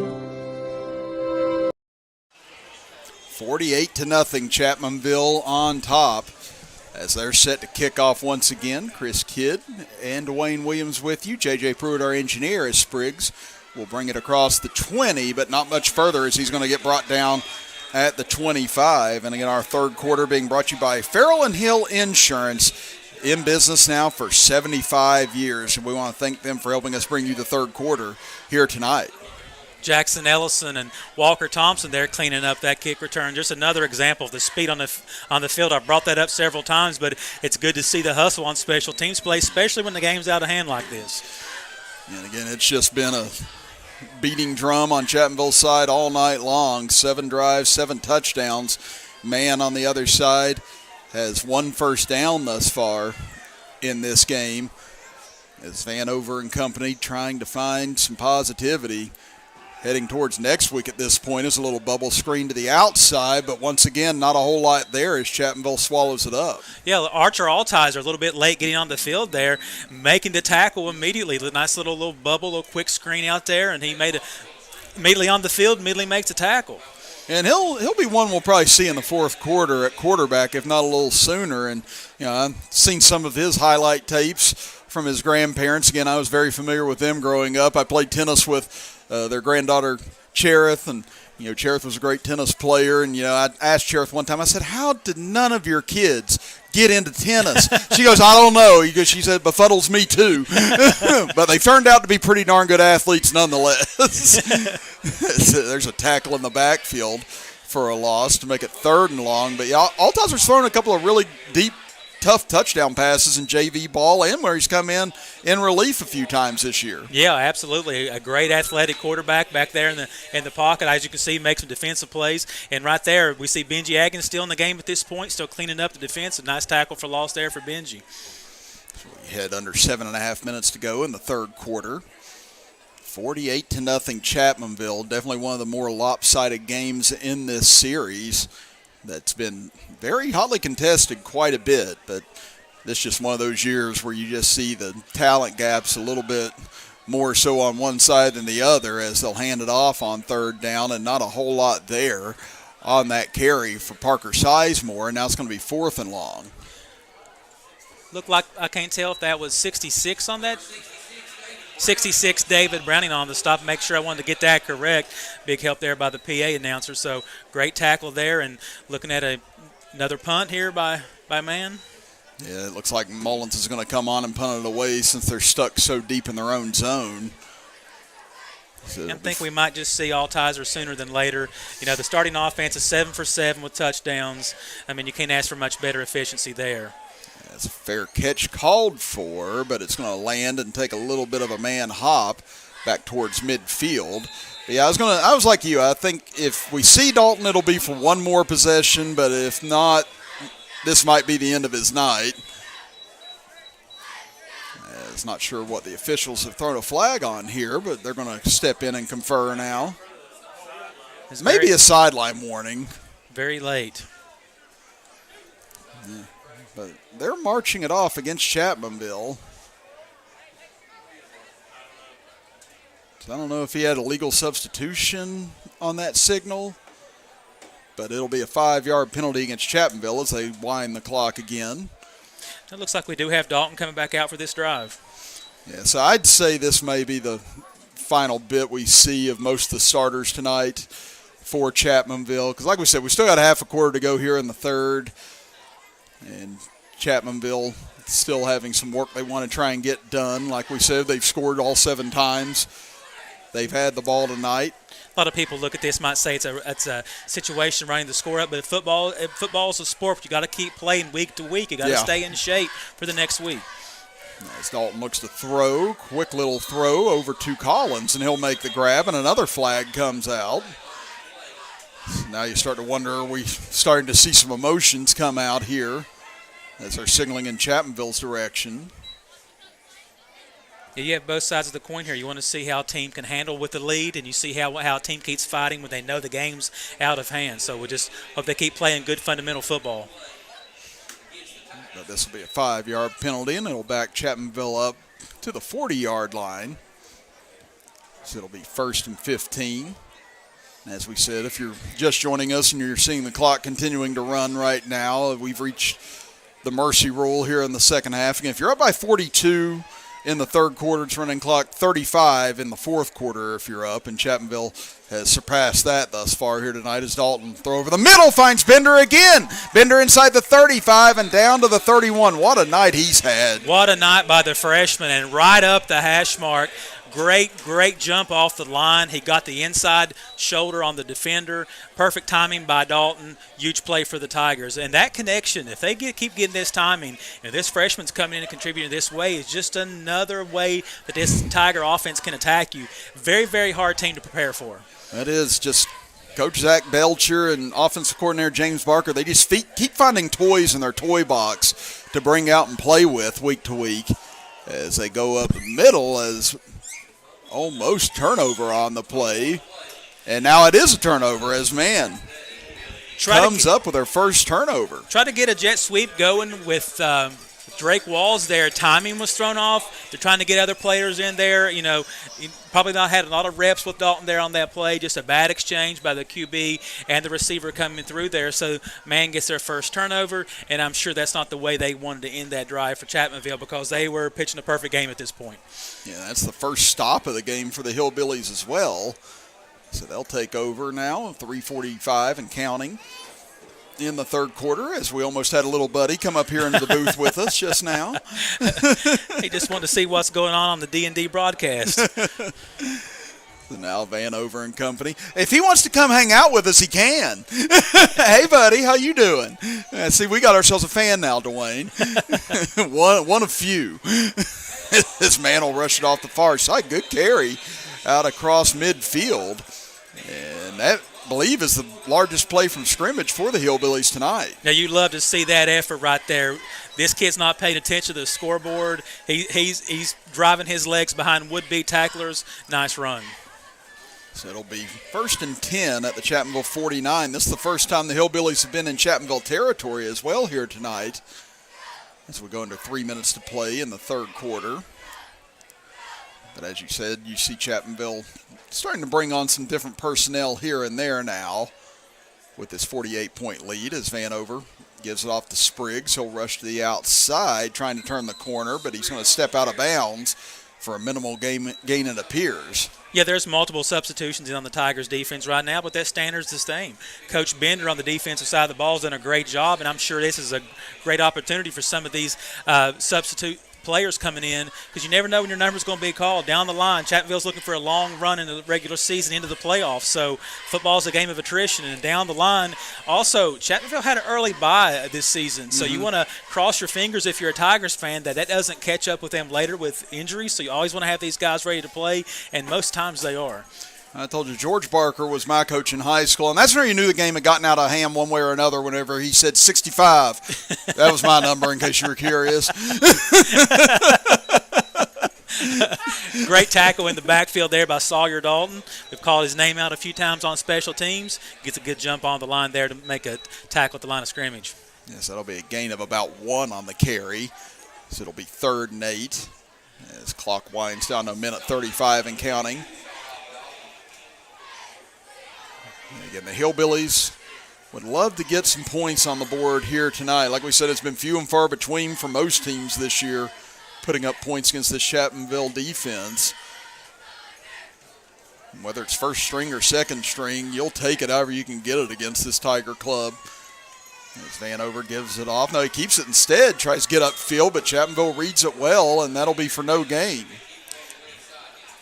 Jackson Lusk in the backfield, first one to the ball carrier, surrounded by other Tiger defenders. They're just still swarming the ball.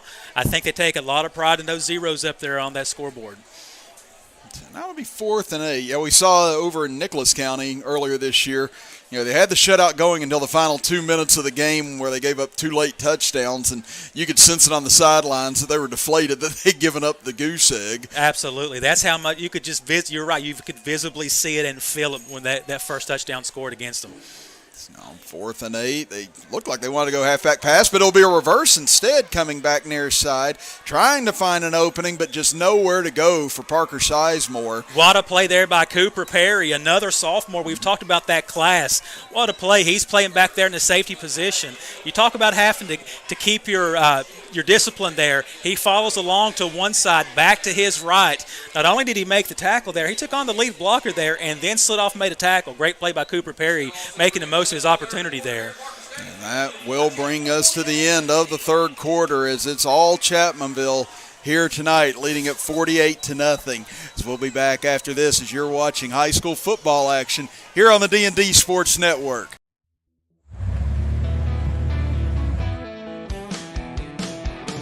Smokey Armstrong here from United Motorsports of Belfry. Looking for your next adventure? We've got the motorcycles, side-by-sides, and ATVs needed to take your riding to the next level. Whether you're hitting the track, enjoying the trails, exploring the open road, or seeking comfort and style, we've got you covered with trusted brands like Honda, Polaris, and Kawasaki. At United Motorsports, we're not just about selling power sports, we're passionate about helping you find the perfect ride. Our team will work with you to customize your vehicle, offer expert advice, and provide top-notch service. No matter where your adventure takes you, ready to get started? Call us at 606-237-7311 or visit www.unitedmotorsportsbelfry.com or stop by today. Your next ride is waiting.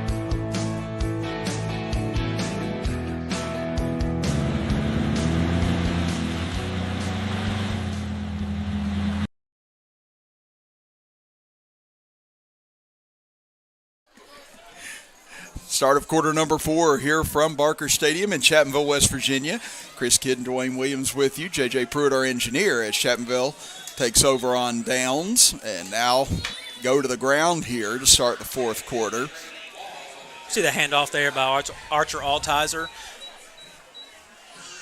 And again, we want to thank our fourth quarter sponsor coming with us here tonight, Platinum Tan in Danville. And when I found it out, Dwayne, I said, I've been there on several occasions. And you can vouch. You can vouch for all the great service they have. Hey, I tell you what, you want a good tan, find that Viper they got there, man. The Viper, it'll tune you up. You will be set to go to the beach. I needed a beach tan, and the Viper delivered over there at Platinum Tan. So, yeah, I'm not ashamed to say it. I am not ashamed one bit. Thank you, Platinum Tan. Hey, you never know what kind of endorsement you're going to get on the D&D Sports Network. What better chance to get a personal endorsement? You can't beat that. They're going to be like, nah, we don't know that guy. We kicked him out.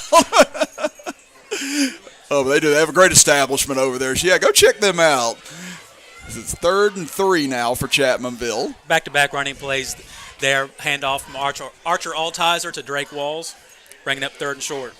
Yes, again, Dwayne pouring over our roster sheet right now, doing a good job keeping us up to date as to who's in, who's out now for Chapmanville, as Altizer will hand it off on 3rd and 3. Nice spurt off the left side, spinning forward, and that'll be a first down for Drake Walls. Walls with good vision there. Good vision to make a couple men miss there in the backfield. Another first down for the Tigers. So, again, Altizer. He's definitely a freshman with a ton of promise there at quarterback. Absolutely. He's athletic. He knows the game. You can see, the way he plays it, even in some of the scrimmages we saw this year. He takes a hit. He'll hang in the pocket. Bright future for Altizer. He'll roll near side. Looking downfield. He'll take off himself. Look at this speed as he takes on a man inside the 25. Looking like... That's the way you want to finish a run. Not sure the coaches want your QB to do that. I don't know why he blew the whistle dead. Was he feeling sorry for the defender that he just struck? Because I don't think he was close to the sideline. Everybody thinks the quarterback's going to run out of bounds. He turned up the sideline and finished that run as about as physical as you could. Hey, we've referenced Scatabo. That looked like Jackson Dart from last night as well. That's exactly what I was about to say. It's like you got Scatabo earlier, now you got Jackson Dart. And I tell you, he's got kind of like that Brett Favre look to him while he's out there, too. Oh, and that's music to my ears. Number 4, Brett Favre, let's go. It is. I mean, he's just got kind of that gunslinger kind of mentality, too, as he gives it off to Walls. Look at Walls go again. Inside the 20 is a good cutback, and he's brought down after another first down run by him. Nice cutback run there. And also want to highlight the wide receiver out there, number 5, Talon Canterbury, doing a good job of blocking out there without holding. When you're on that island and a guy makes a cut back, it's really easy to get a hold there. So nice work out there by the wide receiver, getting some reps, doing his job. That's what you want to see from a coaching standpoint from the sideline. Yeah, I tell you, Talon Canterbury, he's my first period negotiator every day as to whether or not we should do work. I can probably tell you which side he usually lands on as far as that goes. But Talon's a good student. He's a fun kid, too. Now 1st and 10 at the 18 as Altizer fakes it, keeps it, looking, looks for a block from Walls, gets one down to the 10, cuts back inside. He's going to be close to a first down as a flag comes in. And that's should be a face mask there. I saw Altizer's head pulled to the side. We talked about him being a heady player. He's a very intelligent player to go with that athleticism. Right there, I love these play calls. When you come out and you have the read option, then you have the option to throw. So Altizer with a very big heads-up play, pointing to his receiver. I'm not going to throw to you. Get out there and lead block. Very heady play for the backup QB. It is, and that's what you love to see from your younger players, just that as they're going to get offsetting penalties, looks like, as blocking the back against Chapmanville and a face mask against Man. But the headiness, like you mentioned, of a young player is so good to see because, a lot of times just game management, game situations escape so many athletes, even great athletes. And if you got players that understand situations, what needs to be done, where people need to be, it means so much to have those people on your club. I couldn't agree more. That's the type of stuff that takes a player from being good to great. Mm-hmm. Altizer will hand it off to Walls. He cuts left side. He's to the 10, the 5, and he's into the end zone. Chapmanville once again. Touchdown, Tigers. Nice run there by Walls to get in. Great blocking downfield by number 14, Jackson Lusk. Just great execution all the way around. The wide receivers are blocking. The running backs are getting the end zone. Even the substitution offensive line, they're getting push. Great touchdown there by the Tigers. 54-0 now in favor of Chapmanville here this evening. Touchdowns on 8 of 9 scoring drives. As McClanahan will come on for the extra point, as Farrell's leg nearly fell off tonight, and that extra point up and through for McClanahan. We'll step aside and be back after this as you're watching high school football here on the D&D Sports Network. Here at Logan Bank and Trust, we are committed to serving the needs of the Southern Coalfields. For any of your financial needs, we encourage you to stop by one of our 5 convenient locations or apply online today at lbnt.com. Whether you choose to stop by or visit us online, our team is here to help you every step of the way. Buying a new home, expanding your business? Choose Logan Bank and Trust. Let's bank together. Member FDIC, Equal Housing Lender.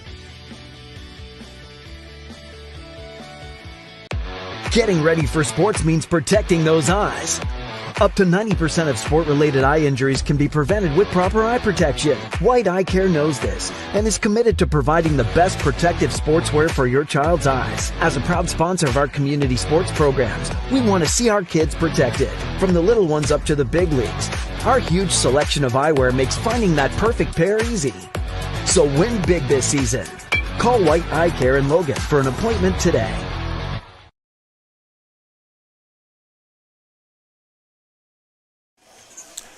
White Eye Care scoreboard showing Chapmanville leading at 55-0 as we head under 6 minutes to go in the fourth, as that ball booted around a little bit back inside the 20. Now here comes a chance for the Hillbillies. Toller out across the 30, the 35, the 40 before he's finally brought down. So Toller made chicken salad out of chicken soup that time. There we go. Made a couple of guys miss. Gets it almost back to midfield. Cooper Perry with the great recovery to run him down from behind.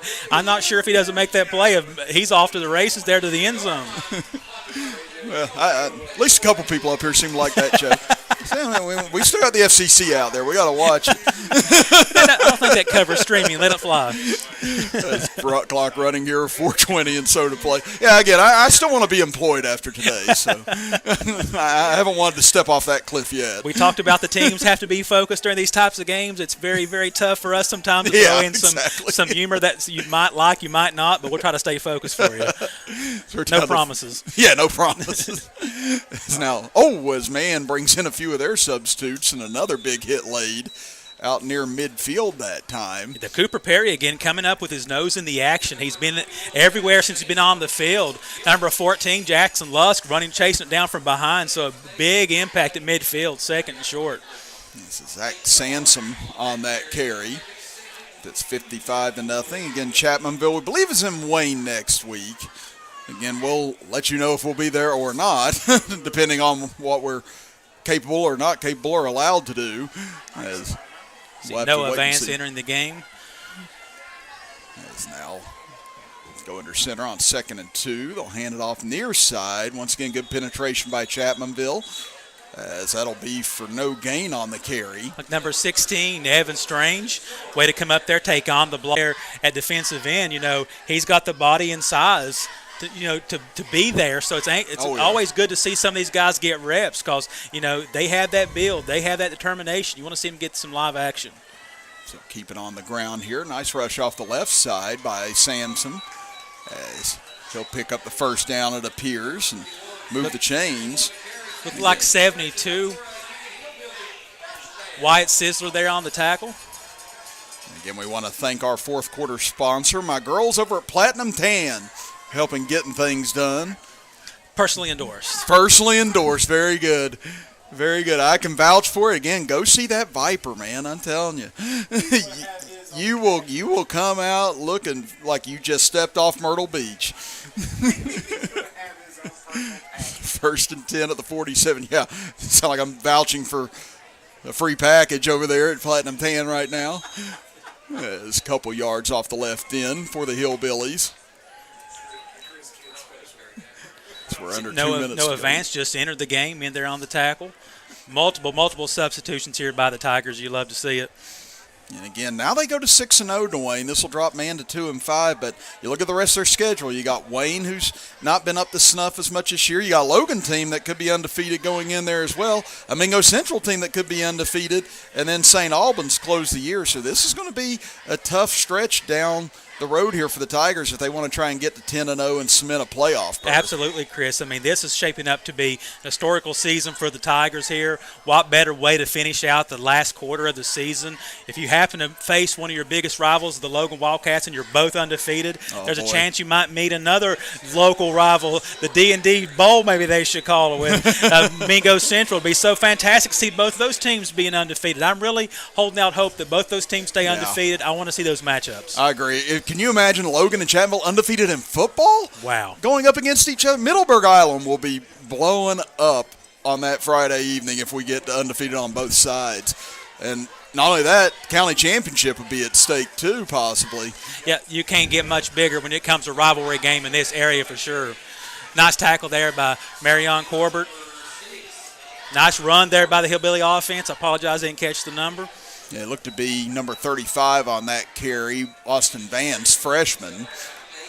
As the Hillbillies will try and get off one more play here with 10 seconds left from the Chapmanville 29. This is the deepest penetration they've had all night. So here comes Vance again, down to the 20, to the 19, and that will do it here tonight as the Chapmanville Tigers rout the Man Hillbillies 55-0 here on their homecoming, to move to 6-0 on the year, and Man drops to 2-4.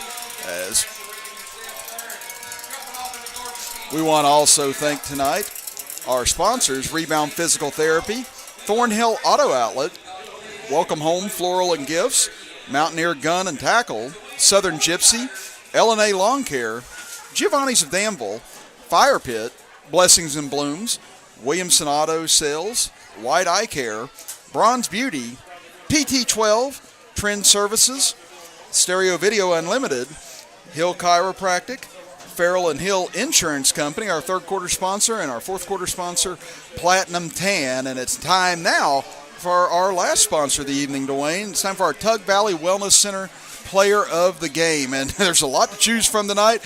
What did you see here this evening, and who do you want to give it to? Because there's really no wrong answer. Yeah, really. I don't like being put on the spot there, Chris, but I know we discussed it a little bit, but I'll roll with it there.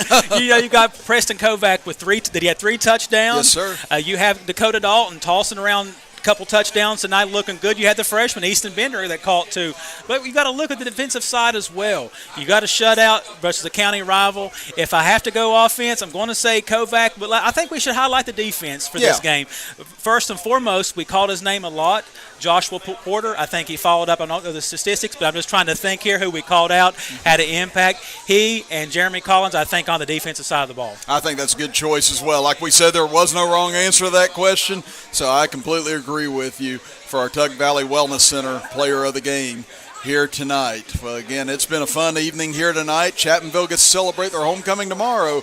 Man will go back looking for answers for next week as they look to try and stay in the playoff hunt as well. But again, here tonight, our final score, Chapmanville 55, Man nothing. For J.J. Pruitt and Dwayne Williams right alongside me, I'm Chris Kidd saying so long here from Barker Stadium in Chapmanville, West Virginia, as you've been watching high school football on the D&D Sports